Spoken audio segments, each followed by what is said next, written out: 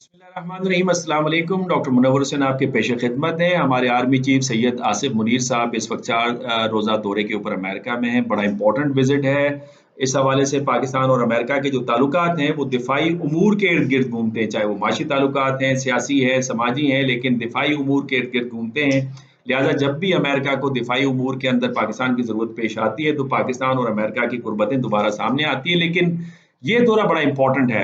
आप अगर खित्ते की सूरत हाल को देखें, बैनुल अक़वामी सूरत हाल को देखें तो पाकिस्तान की अहमियत बढ़ रही है।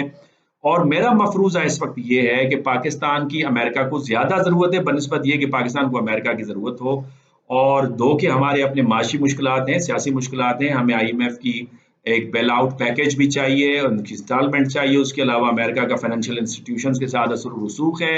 आपकी वेपनरी सिस्टम को जो अमेरिका के मरून मिन्नत है जब मॉडर्नाइजेशन के हवाले से, तो उसको स्पेयर पार्ट्स भी चाहिए, आपको इंटेलिजेंस कोऑपरेशन भी चाहिए टेररिज्म के खिलाफ जंग के हवाले से। वो अब काफ़ी मुफीद साबित हुई है माजी में, और पाकिस्तान ने दहशतगर्दी के खिलाफ एक अहम कामयाबी हासिल की। लेकिन यहाँ पे सवाल ये पैदा होते हैं कि पाकिस्तान और अमेरिका के जो ताल्लुकात हैं उसमें दिफा का क्यों कर इम्पोर्टेंट है, उसका तारीखी पस मंज़र क्या है, और इस वक्त पाकिस्तान की ज़रूरत क्यों पेश आई।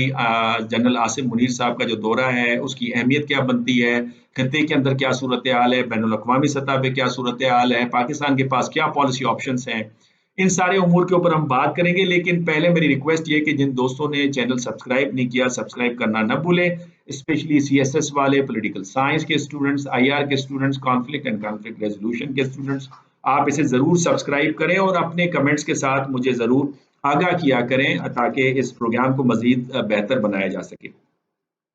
जनाब, पाकिस्तान और अमेरिका के अगर आप ताल्लुकात को देखें तो इनकी शुरुआत सीटो सेंटो से होती है, जब 1953-54 में पाकिस्तान ने 2 मिलिट्री अलाइंसेस में शमूलियत अख्तियार की। और ये टाइम था प्रेसिडेंट आइजनहावर का, जो कि जर्मन फ्रंट के ऊपर सेकेंड वर्ल्ड वॉर में लड़े, और उनका मैसिव रिटेलिएशन का डॉक्ट्राइन था।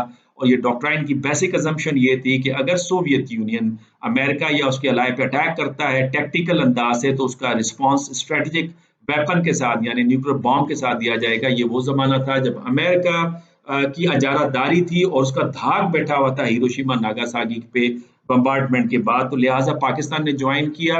लेकिन कहा यह जाता है कि जिन जिन ममालिक ने उस वक्त सीटो सेंटो को ज्वाइन किया वहां पे डेमोक्रेसी नहीं पनप पाई, और यही वजह थी कि मलाइशिया के प्राइम मिनिस्टर ने कहा था कि I can not sacrifice my democracy. लिहाजा आप पाकिस्तान, इंडोनेशिया, ईरान के केसेस को देखते हैं तो वहां पे जमहूरियत नहीं थी।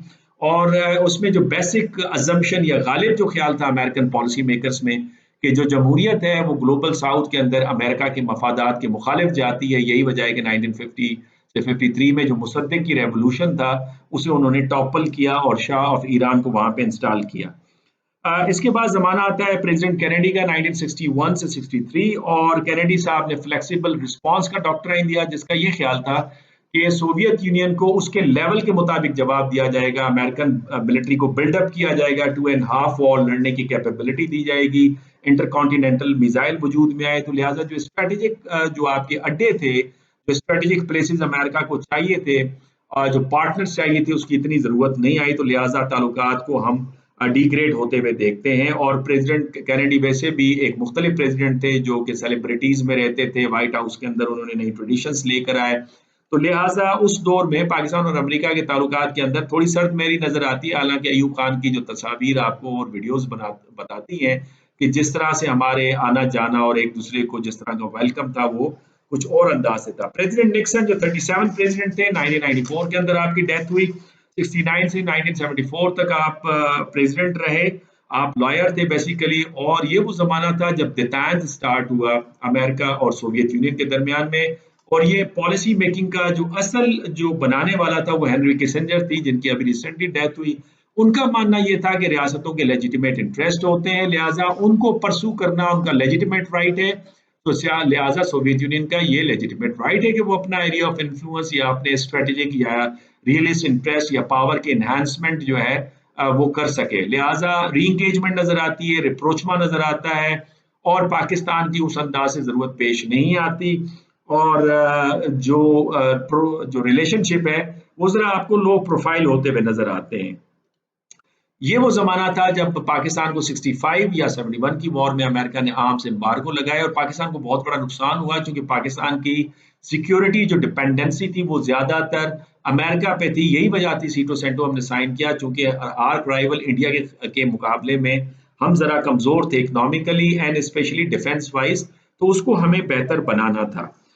پریزیڈنٹ کارٹر آئے، بہت ڈیموکریٹس تھے، اور پریزیڈنٹ کارٹر کے وقت میں جو promotion of American ideals top of the agenda تھا فارن پالیسی میں، جس میں ہیومن رائٹس، ڈیموکریسی اور پاکستان کے نیوکلیر ریلیٹڈ سینکشنز اور ڈیموکریسی ریلیٹڈ سینکشنز کا سامنا تھا.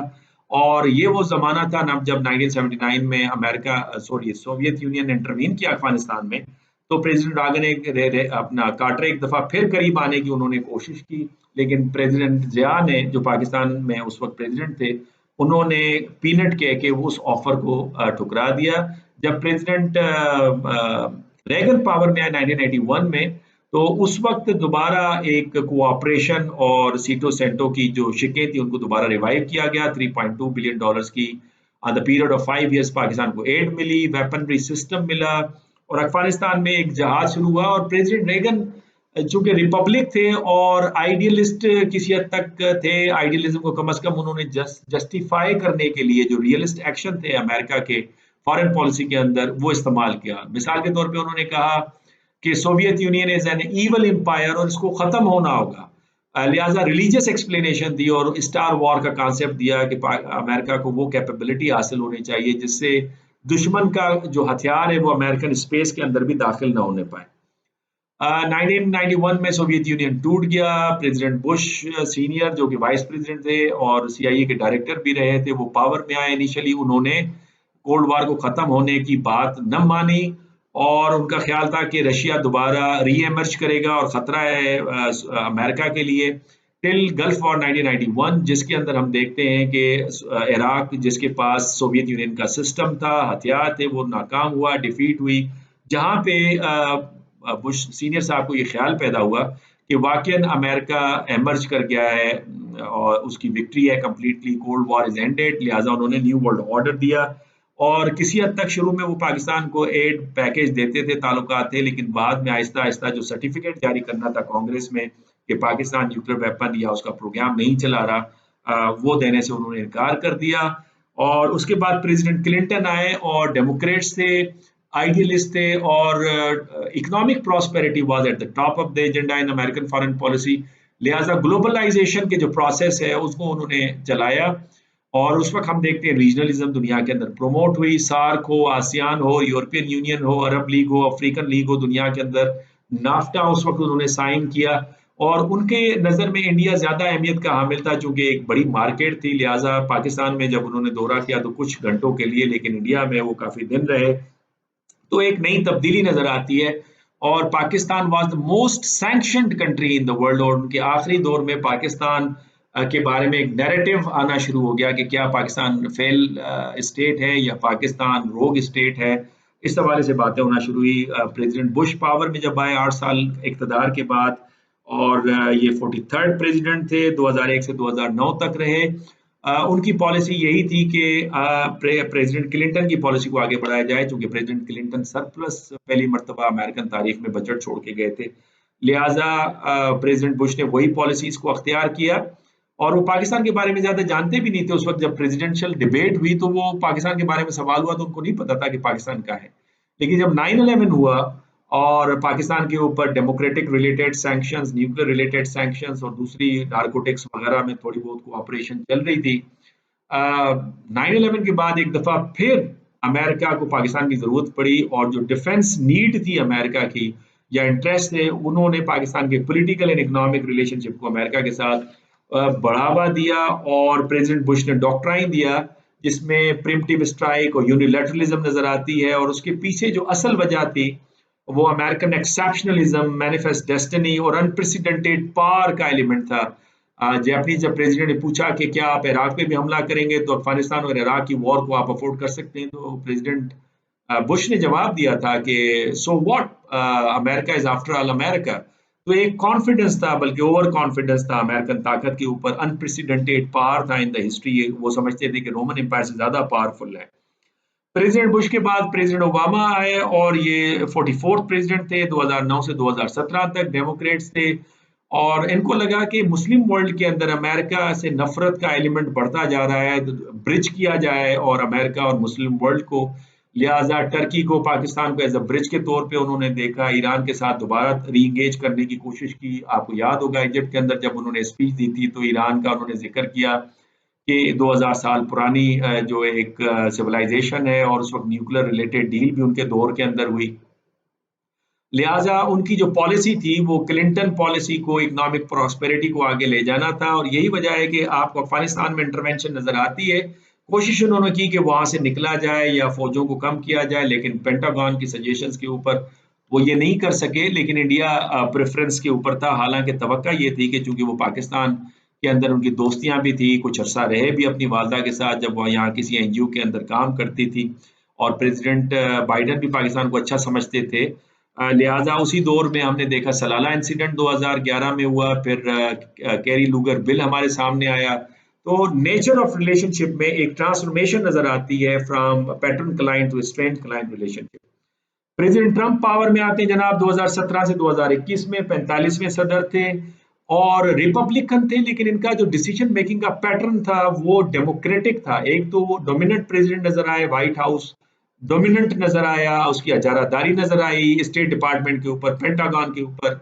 और अमेरिका को जो मल्टीलेटरल जो स्ट्रैटेजी थी वहां से वो ले जाना चाह रहे थे आइसोलेशनिज्म की तरफ, इंटरवेंशन से निकलना चाह रहे थे, अफगानिस्तान से फौज का इनखला, नॉर्थ कोरिया के प्रेसिडेंट के साथ मुलाकातें, सवाए ईरान के जहां पे उन्होंने कहा 52 प्लेसेस पे हम अटैक करेंगे, और न्यूक्लियर डील उन्होंने कैंसिल कर दी जो यूरोपियन नेशंस के साथ मिलकर ओबामा टाइम में हुआ। नाफ्टा को उन्होंने रिवाइज कर दिया, टैरिफ्स लगाए चाइना के उसके ऊपर, और पूरी तवज्जो मिडल ईस्ट से निकाल कर उन्होंने चाइना के ऊपर मरकूज की। उनका ख्याल था कि इंडस्ट्री को दोबारा अमेरिका में रिवाइव किया जाए ताकि जॉब्स क्रिएट हो, हमने जॉब्स पूरी दुनिया को दी हुई हैं। और पाकिस्तान के हवाले से जो रिलेशनशिप थे इनिशियली बड़े टेंस से, उनका बयान था कि पाकिस्तान ने बिलियंस ऑफ बिलियन डॉलर्स ले लिए हैं लेकिन हमें सवाए धोखे के कुछ नहीं दिया। लेकिन बाद में उनकी फ्रीक्वेंसी मैच होगी इमरान खान से, तो स्पेसिफिक कोऑपरेशन आपको नजर आता है, लेकिन कोई उस तरह के रिलेशनशिप नहीं थे जो 2001 से 2008 या 9 तक प्रेसिडेंट बुश के जमाने में या इनिशियल दौर जो ओबामा का है उसमें नजर आते हैं। उनका ज्यादातर फोकस जो था वो चाइना था, और इंडो पैसिफिक स्ट्रेटेजी थी, क्वाड अलायंस बन रहा है, आकस अलायंस बन रहा है। उसके बाद जो बाइडन साहब तशरीफ लाए, डेमोक्रेट्स, अमेरिका के 46वें सदर आपको नजर आते हैं, और बड़े माइल से उम्र रसीदा तजर्बेकार स्टेट सेक्रेटरी भी रहे, सेनेटर भी रहे, पाकिस्तान के हवाले से अच्छा समझते हैं, अफगानिस्तान को अच्छा समझते हैं, उनकी अंडरस्टैंडिंग इस हवाले से बड़ी ठीक थी। लेकिन जैसे ही पावर में आए तो again India was at the priority number 1 और इंडो पैसिफिक स्ट्रेटेजी को कैरी ऑन किया, लेकिन मल्टीलैटरलिज्म की तरफ गए। जिस तरह प्रेसिडेंट ट्रंप का ख्याल था कि हम बर्डन क्यों उठाते हैं यूनाइटेड नेशंस का, वर्ल्ड हेल्थ ऑर्गेनाइजेशन का, नेटो का, अपने अलाइज का, वो क्यों नहीं खुद बर्डन उठाते। लिहाजा उन्होंने मल्टीलैटरलिज्म से एक डिस्टेंस अख्तियार करने की कोशिश की। उन्होंने कहा हम नहीं पे करेंगे, आप लोग खुद पे करें। और फिर हमने देखा कि प्रेसिडेंट बाइडेन जो है वो मल्टीलैटरलिज्म की तरफ दोबारा गए, और जो एनवायरनमेंट क्लाइमेटिक रिलेशन जो एग्रीमेंट था उसको दोबारा रिवाइव किया। और इस हवाले से हम देखते हैं यूनाइटेड नेशंस के हवाले से और नेटो के हवाले से वो आपको एक्टिव नजर आते हैं। लेकिन 3 प्रॉब्लम्स उनको बड़े फेस करने पड़ रहे हैं, चाइना और यूक्रेन की वॉर और उसके साथ अरब इसराइल वॉर। अब बुनियादी तौर पे अमेरिकन खुद स्ट्रेटेजिक थिंकर एंड स्कॉलर्स का ये ख्याल है कि अमेरिका ट्रैप हुआ है यूक्रेन वॉर में और हमास इसराइल वॉर के अंदर, लिहाजा वो थर्ड फ्रंट अफोर्ड नहीं कर सकता, उसकी इकोनॉमिक कंडीशन नहीं है ऐसी, तो चाइना के साथ री इंगेज कर रहे हैं। और इसी दौरान वाशिंगटन के अंदर ये बातें नजर आ रही हैं कि इंडिया ने वो मफादात अमेरिका के हल नहीं किए जो वो जिससे हमारी तवक्का थी।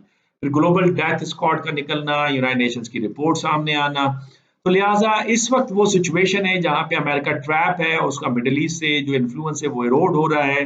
साथ साथ प्यूटन का जो रिसेंटली दौरा है यूएई का और सदर का, जिस तरह का उनको वेलकमिंग दिया गया और जिस तरह की सिग्नलिंग गई है, अब वो बड़ी मानाखेज है। पे चाइना की प्राइमेसी साउथ एशिया के अंदर और इंडिया का इंसर्कल होना, और उस हवाले से उसके इमेज की जो इस वक्त डाउनग्रेडिंग दुनिया में नजर आ रही है because of global death squad, money laundering, FATF report, United Nation Human Rights Council की रिपोर्ट।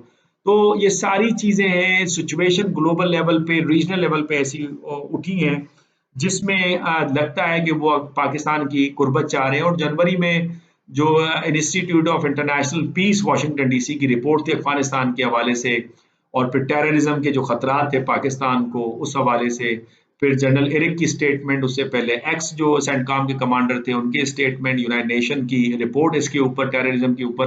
तो ये वो सारी चीजें इशारा दे रही थी कि अमेरिकन दोबारा रीइंगेज करेंगे पाकिस्तान के साथ, और मैं जो जनवरी से कह रहा था, और अफगानिस्तान के हवाले से कोई स्ट्रैटेजी बनाई जाएगी।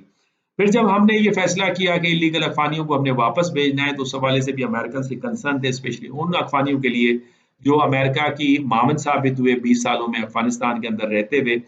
उनको किस तरह से फैसिलिटेट किया जाए, उनको जब तक उनका ट्रांजिट कंप्लीट हो और वेस्ट की नेशनलिटी या अमेरिका में वो सेटल डाउन हो। तो ये वो सारी सिचुएशन है। इसमें पाकिस्तान के पास क्या पॉलिसी ऑप्शन है? मुख्तसर तौर पे पहले तो पाकिस्तान को ये समझना होगा कि अमेरिका को इस वक्त पाकिस्तान की ज्यादा जरूरत है बनिस्बत पाकिस्तान की। वो पाकिस्तान के माशी सियासी मुश्किलात अपनी जगह पे हैं, तासुर का बुरहान अपनी जगह के ऊपर है। हमें IMF की इंस्टॉलमेंट भी चाहिए, हमें अमेरिकन असर रसूख भी चाहिए, हमें वेपनरी सिस्टम या इंटेलिजेंस सपोर्ट चाहिए दहशतगर्दी के खिलाफ जंग के हवाले से। लेकिन इवन देन इस वक्त अमेरिका ज्यादा ट्रैप नजर आ रहा है। अमेरिका के इंस्टीट्यूशन जो है पॉलिटिकल, सोशल एंड इकोनॉमिक, वो जरा उनके अंदर एक मायूसी सी, या मैं उसे डिक्लाइन का वर्ड जरा सख्त हो जाएगा, लेकिन एक रुकावट या स्टैग्नेंट आपको नजर आते हैं, जबकि राइजिंग पावर्स जो हैं वो सामने नजर आ रहे हैं, डिफरेंट इंस्टीट्यूशंस आ रहे हैं। एक तरफ ये मामला है, दूसरी तरफ Ukraine is running out of people, वहां पे स्ट्रेटेजी अमेरिका की कामयाब नजर नहीं आ रही। फलस्तीन इसराइल वॉर के अंदर मुझे लगता है कि रशिया, ईरान और जितनी भी प्रॉक्सीज हैं वो चाहते हैं कि वॉर को लिंगर ऑन करें, अमेरिकन को एग्जॉस्ट करें। लिहाजा अमेरिका को पाकिस्तान की इस सूरत हाल में ज्यादा जरूरत महसूस होती है, ताकि पाकिस्तान के जरिए से कुछ मामला को बेहतर बनाने की कोशिश करे। और उसका एविडेंस ये है कि अमेरिका रीइंगेज करें चाइनीज के साथ, और यही वजह है कि इंडिया के हवाले से जो रिजर्वेशन है उनकी खुल के सामने आ रही। लिहाजा पाकिस्तान को अपने जो डिमांड्स हैं, अपने जो इंटरेस्ट हैं, उनको बड़ा केयरफुली क्राफ्ट करना होगा, और पाकिस्तान को अपने मफादात को इस तरह से पेश करना होगा, प्रेजेंट करना होगा कि जिसके दूररस नताइज पाकिस्तान के हक में हों, सियासी लिहाज से, माशी लिहाज से और दिफाई लिहाज से। दूसरा इंपॉर्टेंट सजेशन ये है कि पाकिस्तान को बड़ा केयरफुल लेना होगा कि किसी भी ऐसे मुहिम का हिस्सा न बने जिससे रूस या चाइना का एतमाद, या जो अरब कंट्रीज हैं जिसमें सऊदी अरब और UAE है, उस हवाले से, या ईरान के खिलाफ किसी स्कीम का हम हिस्सा बने, या जो हमारा ट्रेडिशनल स्टांस है फलस्तीन के ऊपर वो मुतासिर हो, या कश्मीर का जो हमारा स्टांस है वो उससे मुतासिर होते हुए नजर आए। तीसरा ये कि कश्मीर के हवाले से जूनागढ़ और हैदराबाद को हमें नथी करना होगा, और अब अमेरिका से हमें बात करनी होगी। ये वो प्राइम टाइम है कि कश्मीर के अंदर जिस तरह की ह्यूमन राइट्स वायलेशन हो रही है, जिस तरह के लॉज यूनिलैटरली बनाए जा रहे हैं लोकसभा के अंदर, या जिस तरह की सुप्रीम कोर्ट की जजमेंट है, उससे मायूसी होगी और एक मास रेजिस्टेंस दोबारा शुरू होगी। खुदे के अंदर सिक्योरिटी सिचुएशन खराब हो सकती है। मोदी साहब को तो पॉलिटिकल फायदा होगा, लेकिन खिते का अमन और सलामती जो है वो दाव पे लगेगी। ये बावर कराने की जरूरत है। और चूंकि भारत की दहशत गर्दी में मुलव्वस होना खिते के अंदर और खिते से बाहर, और मनी लॉन्ड्रिंग जो है, उस हवाले से मैं समझता हूँ तो पाकिस्तान के कंसर्न्स हैं उसका डोजियर बना के दोबारा रखना होगा। ये वो टाइम है जिसमें पाकिस्तान अपने बेनिफिट को केयरफुली कर सकता है। इसमें मैं समझता हूँ अस्करी क़यादत और सियासी क़यादत, एकेडेमिया और मीडिया अपना इम्पोर्टेंट रोल प्ले करें, एक नैरेटिव कंस्ट्रक्ट करें। और मैं समझता हूँ ये वो टाइम है जहाँ पे पाकिस्तान अपनी पोजीशन को रीगेन कर सकता है, अपने सियासी, माशी और दिफाई जो मफादात हैं उनका तहफ़्फ़ुज़ कर सकता है। आपके कमेंट्स का इंतज़ार रहेगा। आप मेरी बात से इख्तिलाफ भी कर सकते हैं। आप अपनी राय का ज़रूर इज़हार कीजिएगा। इजाज़त दीजिए। अल्लाह हाफ़िज़।